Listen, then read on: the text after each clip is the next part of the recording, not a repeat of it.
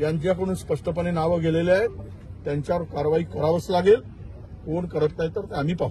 नाही विभाग समोर येत नाही. विभागाने त्यांचा 1100 111 स्क्वेअर मीटर जागा जी गेली साधारणतः 1100 स्क्वेअर फीट त्यांचा 13 लाख मोबदला मिळाला आहे त्यांना.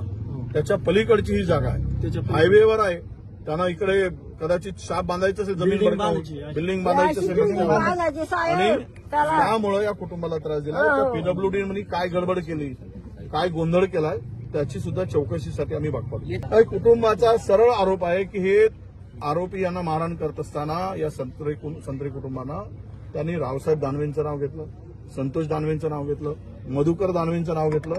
हे आरोप हे स्पष्टपणे सांगत आहे. त्यांच्यावर गुन्हा दाखल करून चौकशी करायला पाहिजे. कोण गुंड पाठवले होते आधारात, कारण गुंडाची टोळी पोचता काय महाराष्ट्रामध्ये आणि गुंडाची टोळी पोसून गरिबांच्या जमिनी बळकवण्याचं पाप करताय.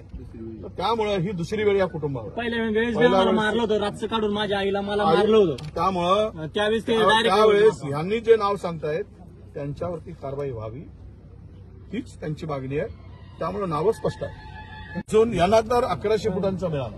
बाकी उर्वरित जागा जी आहे 700 फूट ती बांधून द्यावी. ती त्यांच्याकडे त्यांचं घर होतं ते पाडलं. ती जागा बडकवण्याचं मुख्याची जागा आहे, हायवे टच जागा आहे. त्यामुळे ती जागेवर त्यांचा नजर होती, त्यांचा डोळा होता, म्हणून ही घटना त्यांनी घडवली. नाही ते आता ह्यांना मिळाला. ज्यांचे गरीब लोकांना व्हॅली कोण, जे स्वतःचं घर भरणारी जी मंडळी आहे त्यांना शाळेमध्ये राहते ते बाकीचे, त्यांना अजूनही मोबदला मिळाला नाही. सुद्धा त्या संदर्भातही मी आता बोलणार आहे किंवा माहिती घेणार आहे.